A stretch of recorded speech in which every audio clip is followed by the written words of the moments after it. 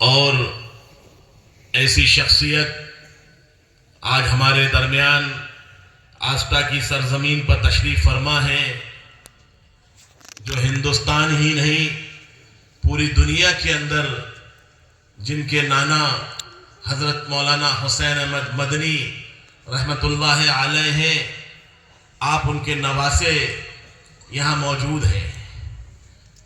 ایسی شخصیت آج ہمارے درمیان ہے جن کے لیے بات کرنا، ملنا، وقت لینا بڑا مشکل اور بڑا محال ہے۔ آپ نے آستہ کے لیے وقت دیا، ہم آپ کے بے انتہا مشکور و ممنون ہیں۔ آپ حضرات یہاں سردی کے موسم میں ان کو سننے کے لیے آئے ہیں، لیکن حضرت مولانا مفتی لائق صاحب کا حکم ہوا کہ آپ تھوڑی دیر کریں۔ میں نے منع کیا کہ نہیں، آپ 10 منٹ کریں، لیکن کریں۔ ہمارے مہمان جو اصل ہیں ہمیں ان کو سننا ہے۔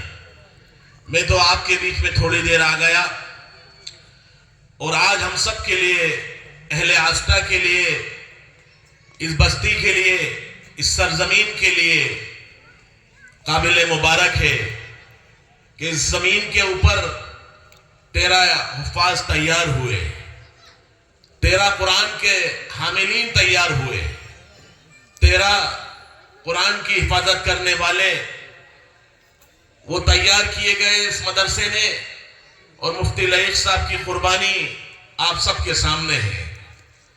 برادران اسلام، آپ جانتے ہیں اللہ تعالیٰ نے قرآن پاک کو نازل فرمایا، لیکن اس سے پہلے اللہ تعالیٰ نے بہت ساری کتابیں نازل کی۔ تورات کے نام سے، انجیل کے نام سے، زبور کے نام سے، اور بہت سارے آسمانی صحیفوں کے نام سے اللہ تعالیٰ نے ہر نبی کے اوپر الگ الگ زمانے میں، الگ الگ ملکوں میں اللہ تعالیٰ نے بہت ساری کتابیں نازل کی، لیکن اللہ تعالیٰ نے ان کتابوں کا حفاظت کا کوئی وعدہ نہیں فرمایا، نہ اس کا کوئی ذمہ لیا۔ لیکن اللہ تعالیٰ نے نبی پاک صلی اللہ علیہ وسلم کے اوپر جو قرآن نازل کیا، اور جو آپ نے، اللہ تعالیٰ نے جو قرآن، اس آخری کتاب کو اللہ کے رسول صلی اللہ علیہ وسلم کو دیا، اللہ تعالیٰ نے خود اس کی ضمانت لی، خود اس کی گارنٹی لی، اور خود اس کی حفاظت کا وعدہ کیا۔ دنیا کی بڑی بڑی طاقتیں، دنیا کی بڑی بڑی حکومتیں، دنیا کی بڑی بڑی سلطنتیں، دشمنان اسلام ہمیشہ ہر دور کے اندر اسلام کے دشمن قرآن کے اندر رد و بدل کرتے رہے، کوششیں کرتے رہے، اور آج بھی کرتے ہیں، لیکن وہ سب ناکام ہوتے رہے۔ کتاب قرآن کی شکل میں ہے، لیکن اللہ تعالیٰ نے اصل قرآن کو جو محفوظ کیا وہ ان بچوں کے سینوں میں اللہ تعالیٰ نے محفوظ کر دیا۔ قرآن کو ختم کرتے ہیں تو کر دو، قرآن کو مٹاتے ہیں تو مٹا دو، لیکن اللہ تعالیٰ نے ان کے سینوں کے اندر جو قرآن کو محفوظ کر دیا، دنیا کی کوئی طاقت ان کے سینوں کو نہیں مٹا پائے گی۔ یہ قرآن کا معجزہ ہے، یہ قرآن کا کرشمہ ہے جو اللہ تعالیٰ نے ان معصوم بچوں کے سینوں میں قرآن کو محفوظ کر دیا۔ تو اس لیے یہ قرآن قیامت تک کے لیے آیا ہے۔ آپ نے تورات کے اندر سنا ہوگا، زبور کے اندر سنا ہوگا کہ 2024 میں نیا ایڈیشن آ گیا، 25 میں نیا ایڈیشن آ گیا، عیسائیوں نے اس میں رد و بدل کر دیا، اس میں ترمیم کر دی، اس کو بدل دیا، لیکن قرآن کے اندر کوئی زبر زیر کو بھی بدل نہیں سکتا۔ یہ قرآن کا معجزہ ہے، یہ قرآن کا کرشمہ ہے۔ میرے بھائیوں، اللہ تعالیٰ نے اس کی حفاظت کا خود ذمہ لیا ہے۔ جب اللہ تعالیٰ جس کا ذمہ خود لے لے تو سمجھ لیجئے وہ کتاب کیسی ہوگی۔ وہ کتاب اللہ تعالیٰ نے ایسے نبی پر نازل کی، ایسے رسول پر اتاری جو نبی بھی آخری، رسول بھی آخری، کتاب بھی آخری، شریعت بھی آخری۔ اس کے بعد کوئی شریعت آنے والی نہیں، اس کے بعد کوئی قرآن آنے والا نہیں، اس کے بعد کوئی کتاب کا حکم آنے والا نہیں۔ نبی بھی آخری، کتاب بھی آخری، رسول بھی آخری۔ میرے بھائیوں، اور یہ امت بھی آخری۔ کیوں صاحب؟ یہ امت آخری ہے نہیں، اس امت کے بعد کوئی امت آنے والی نہیں۔ اور اب بڑی خوشی کی بات ہے، نبی پاک صلی اللہ علیہ وسلم کی یہ امت سب سے آخر کے اندر آئی ہے. اور میرے بھائیوں، اللہ کے رسول پر قربان جانیے، ہمیں اللہ تعالیٰ نے اس رسول پاک صلی اللہ علیہ وسلم کی امت میں پیدا کیا. ہم نے اس کو مانگا نہیں، اللہ تعالیٰ نے ہمیں اس امت کے اندر پیدا کیا. ہونا تو یہ چاہیے جو پچھلی پہلے امتیں آئیں وہ پہلے جنت میں جاتی ہیں، کیوں صاحب طریقہ دستور یہی ہے نا، جو پہلے آئے گا وہ پہلے جائے گا، جو پہلے دسترخوان پہ آئے گا پہلے کھانا کھائے گا، پہلے دکان میں آئے گا پہلے سامان خریدے گا، بعد والا بعد میں لے گا. لیکن اللہ کے رسول کی وجہ سے، اللہ کے رسول کی امت کی شرف کی وجہ سے، اللہ کے رسول کے مقام اور مرتبے اور عزت اور جلال کی وجہ سے اللہ تعالیٰ نے اس امت کو آخر میں بھیجا، اور یہ امت سب سے پہلے جنت میں جائے گی. مسلمانوں، یہ کس کی وجہ سے؟ یہ نبی پاک صلی اللہ علیہ وسلم کی وجہ سے. اور ہم ان کے ماننے والے، ہم ان کی اتباع کرنے والے. ہمیں نبی پاک صلی اللہ علیہ وسلم کی شکل سے نفرت، ہمیں لباس سے نفرت، ہمیں وضاقتہ سے نفرت. اور جنت میں سب سے پہلے نبی پاک صلی اللہ علیہ وسلم کی امت جا رہی ہے. کیوں صاحب، کتنے افسوس کی بات ہے. اللہ کے رسول نے حوض کوثر پہ قیامت کے دن میدان محشر میں ہم سے منہ موڑ لیا، یوں کہہ دیا کہ تمہیں تو میری شکل سے نفرت تھی، تمہیں تو ان یہود و نصارہ کے لباس سے محبت تھی، تمہیں ان کے عادت و اطوار سے محبت تھی، تمہیں میرے اخلاق سے، تمہیں میرے کردار سے، تمہارے مجھے وضاقتہ سے نفرت تھی. کیوں صاحب، اس دن کتنا افسوس ہوگا، کتنا تکلیف دہ دن ہوگا. میرے بھائیوں، اگر آپ اللہ کے رسول سے محبت کرتے ہو اور اللہ کے رسول کی شرف کی وجہ سے، اعزاز کی وجہ سے اللہ تعالیٰ تمہیں جنت میں سب سے پہلے لے کر جائے گا، تو ہمارا کیا فرض بنتا ہے؟ اللہ تعالیٰ کیا فرماتے ہیں؟ یا ایھا الذین آمنوا اطیعوا اللہ واطیعوا الرسول، اے ایمان والو اطاعت کرو اللہ کی اور اللہ کے رسول کی. اور آج ہم کس کی اطاعت کر رہے ہیں؟ ان لوگوں کی جن کو پیشاب کا طریقہ نہیں معلوم، جنہیں استنجا کرنے کا طریقہ نہیں معلوم. آج ہم ان کی اتباع کرتے ہیں. تو آپ بتائیے، امت میں بگاڑ آئے گا یا سدھار آئے گا؟ آپ کا آئیڈیل، آپ کی رہنمائی، آپ کی رہنمائی کرنے والا ایک نبی ہے اور اس کی شریعت ہے. آپ اس کی شریعت کے مطابق چلیے، اس کے مطابق آپ کام کریے، اس کے مطابق آپ کھائیے پیئے، زندگی گزاریے. اللہ تعالیٰ قرآن پاک میں کیا فرماتے ہیں؟ ادخلوا فی السلم کافہ ولا تتبعوا خطوات الشیطان، کہ تم 100% دین میں داخل ہو جاؤ، شیطان کی اتباع مت کرو. یہ نہیں کہ تھوڑا ادھر سے لیا تھوڑا ادھر سے لیا، مطلب کا ہوا تو دین کی بات لی، خلاف مزاج ہوئی تو دین کی بات چھوڑ دی. کیوں صاحب، یہی ہے نہیں ہے. آج ہم نے اسلام کو، دین کو مذاق بنا لیا، اللہ تعالیٰ نے بھی ہمیں چھوڑ دیا. میرے بھائیوں، آج ہماری ضلالت اور رسوائی ہو رہی ہے. ہمیں آج شرمندہ ہونا پڑتا ہے کیونکہ ہم نے اللہ کے طریقے کو چھوڑ دیا، نبی پاک صلی اللہ علیہ وسلم کے طریقے کو چھوڑ دیا.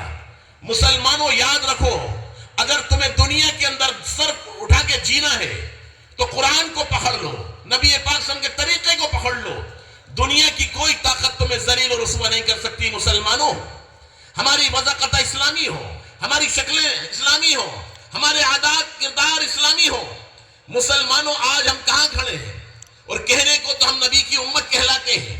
کیا نبی کی امت اسی لیے آئی تھی کہ ان لوگوں کی جو دنیا کے اندر جو حیائی و فحش کو پھیلانے والے، جن کی گھروں کی زندگیاں آپس میں لڑائی اور جھگڑے اور شراب خوری میں، زندگی نافرمانی میں گزرتی ہے، ہر ان کے کام اللہ کے رسول صلی اللہ علیہ وسلم کے طریقے کے خلاف ہوتے ہیں. آج ان کے طریقے، ان کی زندگی ہمارے گھروں میں ہے. مسلمانوں، اللہ تعالیٰ نے آپ کو یہ دن دیا ہے، یہ زندگی دی ہے، یہ آج ہمیں یہ سرزمین دی ہے. آج ایسی رات ہے کہ اللہ تعالیٰ نے آج ہمیں بدلنے کے لیے بٹھایا ہے. اپنے آپ کو تبدیل کریں، اپنے آپ کو بدلیں. اس مجمع سے نیت کر کے جائیں کہ آج سے ہماری زندگی بدلیں گی، ہمارے حالات بدلیں گے. مسلمانوں، ہم سنتے ہیں بیانات کو لیکن عمل نہیں کرتے. ہم خود سن کے سن ہو گئے، ہمیں عمل نہیں کرنا. مسلمانوں، اگر عمل نہیں کرو گے تو پھر کون کرے گا؟ اللہ کے رسول کے بعد کوئی نبی آنے والا نہیں، کوئی رسول آنے والا نہیں. شریعت بھی مکمل ہو گئی، نبی بھی مکمل، کتاب بھی مکمل. لیکن یاد رکھیے، نبی کے وارثین اللہ تعالیٰ نے قیامت تک کے لیے پیدا کیے، پیدا کریں گے اور آتے رہیں گے. وہ آپ کو سمجھاتے رہیں گے، وہ آپ کی رہنمائی کرتے رہیں گے، وہ آپ کی قیادت کرتے رہیں گے، وہ آپ کی قدم قدم پہ رہنمائی کریں گے۔ مسلمانوں، اللہ تعالیٰ نے ہمیں اور آپ کو علماء دیے ہیں۔ اللہ کے رسول صلی اللہ علیہ وسلم کیا فرماتے ہیں؟ ان العلماء ورثۃ الانبیاء، نبی کے وارث کون ہیں؟ یہ علماء کرام ہیں، یہ اللہ والے ہیں، یہ بزرگان دین ہیں۔ ان کو اللہ تعالیٰ، اللہ کے رسول نے نبی کا وارث بنایا ہے۔ اگر ہم اس وارث کو نہیں مانے تو میرے بھائیوں پھر کس کام کی؟ ہماری زندگی کیا مقصد؟ پھر ہماری زندگی ایسی ہوگی جیسے جانوروں کی، جیسے جانور صبح اٹھا، کھایا پیا، گھوما پھرا، ادھر منہ مارا ادھر منہ مارا، چل دیے، نہ حلال کی تمیز، نہ حرام کی تمیز، نہ جائز کی تمیز، نہ جائز کی تمیز۔ میرے بھائیوں، اللہ تعالیٰ نے جو قرآن پاک میں فرمایا ادخلوا فی السلم کافہ ولا تتبعوا خطوات الشیطان، کہ تم دین کو 100% پکڑ لو، 100% دین کو اختیار کرو اور شیطان کے نقش قدم پہ مت چلو، شیطان کے پیچھے مت چلو۔ تو میرے مسلمانوں، آج ہم اسی لیے جمع ہوئے ہیں، اس جگہ پر بیٹھے ہیں۔ یہ قرآن کی مجلس ہے، ختم قرآن کی مجلس ہے۔ آج ہم اس قرآن کی مجلس میں عہد کریں کہ انشاءاللہ ہماری شکل اسلامی ہوگی، ہمارے لباس وضاقت اسلامی ہوں گے۔ کیوں صاحب وعدہ کرتے نہیں کرتے ہاتھ اٹھا کے اس قرآن کی ختم کی مجلس کے اندر؟ یا ہم سنیں اور سن کے چلے جائیں اور آئیں اور گئے؟ کہاں گئے؟ کہیں نہیں، کیا لائے؟ کچھ نہیں۔ کیوں صاحب؟ نہیں میرے بھائیوں، آج وعدہ کرو حضرت کے سامنے، حضرت کی موجودگی میں، کہ انشاءاللہ ہم زندگیوں کو بدلیں گے۔ اور ایک بات آگے کہہ کر ختم کرتا ہوں، میں اپنی بات کو زیادہ طویل نہیں کروں گا حضرت کی موجودگی میں، کیونکہ حضرت ہمارے بڑے، ہم حضرت کو سننے آئے نہ کہ ہم سنانے آئے۔ تو میرے بھائیوں ایک بات اور عرض کر دوں، مسلمانوں، اگر تمہیں دنیا کے اندر سر اٹھا کے جینا ہے تو آج ایک وعدہ اور کر کے جاؤ کہ انشاءاللہ ہم آپس میں لڑیں گے نہیں، آپس میں جھگڑیں گے نہیں۔ باطل طاقتیں یہ چاہتی ہے تم لڑو، تم جھگڑو، ان کے اوپر بھی ہاتھ رکھیں گے، ان کے اوپر بھی ہاتھ رکھیں گے۔ مسلمانوں، بہت امت کا نقصان ہو گیا، یہ نبی کی امت بہت ٹوٹ چکی ہے۔ اب خدا کے واسطے اس امت کو ٹوٹنے مت دو۔ اگر یہ ٹوٹتی رہی تو قیامت کے دن اللہ کے رسول کہیں گے کہ کیا یہ میری امت کو تم توڑنے آئے تھے؟ آج یہاں 1000 کا مجمع ہے، 2000 کا مجمع ہے، آج یہ عہد کر لے کہ اگر ہمارے اختلاف گھر کے اندر ہے، بھائی سے ہے، بہن سے ہے، رشتہ دار سے ہے، ہم اپنے آپ کو جھک کر، اپنے آپ کو چھوٹا بنا کے، ہم اپنے آپ کو تواضع اور عاجزی کے ساتھ معافی مانگ لیں تو کیوں صاحب ہماری شان گھٹ جائے گی؟ میں آپ سے پوچھتا ہوں، اور اگر آپ نے معافی مانگی اور معاف کر دیا سامنے والے نے، تو میرے بھائیوں ان دونوں کا مقام اللہ کے نزدیک کیا ہے آپ اس کا اندازہ نہیں کر سکتے۔ آج ہم لوگ لڑے جا رہے ہیں، مرے جا رہے ہیں، آپس میں جھگڑ رہے ہیں، کوئی کچھ نہیں، ذرا ذرا سی زمینوں کے لیے، ذرا ذرا سے جھگڑوں کے لیے، ذرا ذرا سی باتوں کے لیے میرے بھائیوں زمینیں بھی یہی رہ جائیں گی، گاڑی بنگلے بھی یہی رہ جائیں گے، کوئی ساتھ جانے والا نہیں۔ تو اس لیے ہم آج سے یہ عہد کریں کہ آپس میں آستے کی سرزمین پر اگر کہیں جھگڑا ہوگا تو ہم اس کی صلح کروائیں گے، ہم آگے آئیں گے، پیار محبت سے اس کو سمجھائیں گے۔ میرے بھائیوں، اللہ کے رسول نے صلح کو بہت بہترین بتایا ہے، اور صلح میں خیر رکھی ہے۔ میرے بھائیوں، یہ امت بہت ٹوٹ چکی ہے، مت توڑو، پیار کرو، محبت کرو، پیار سے بولو، اچھے سے بولو، محبت سے بولو، نرمی سے بولو، ایک دوسرے کا احترام کرو، پڑوسی کا احترام کرے، رشتہ دار کا احترام کرے۔ اللہ کے رسول نے فرمایا تمہارے پاس 2 چیزیں ہیں، اگر تم نے اس کی حفاظت کر لی تو میں جنت کا ضامن ہوں۔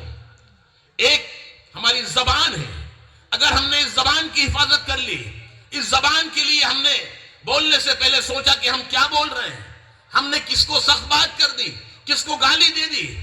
میرے بھائیوں، اللہ کے رسول نے فرمایا اگر تم نے 2 چیزوں کی حفاظت کر لی، ایک زبان کی، بولنے کی، بات کرنے کی، اور دوسری شرمگاہ، اللہ کے رسول فرماتے ہیں کہ میں اس کی جنت کی گارنٹی لیتا ہوں۔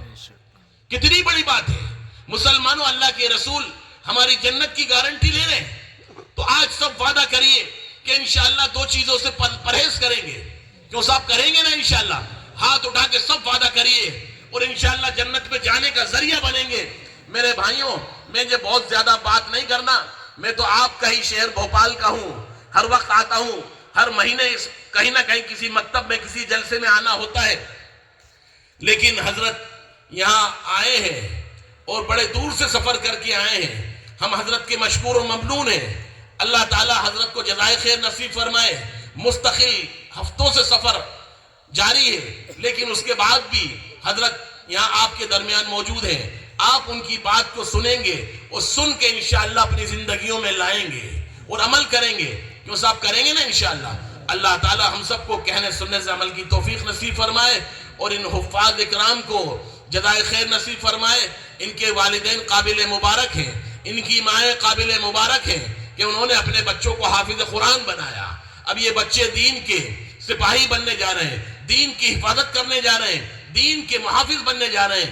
میرے بھائیوں، اللہ تعالی ہم سب اپنے بچوں کو مدارس سے جوڑے، علماء سے جوڑے، مکاتب سے جوڑے، پھر انشاءاللہ ہماری نسلوں میں دین باقی رہے گا. اللہ تعالی ہم سب کو کہنے سننے سے عمل کی توفیق نصیب فرمائے. وآخر دعوانا الحمدللہ رب العالمین.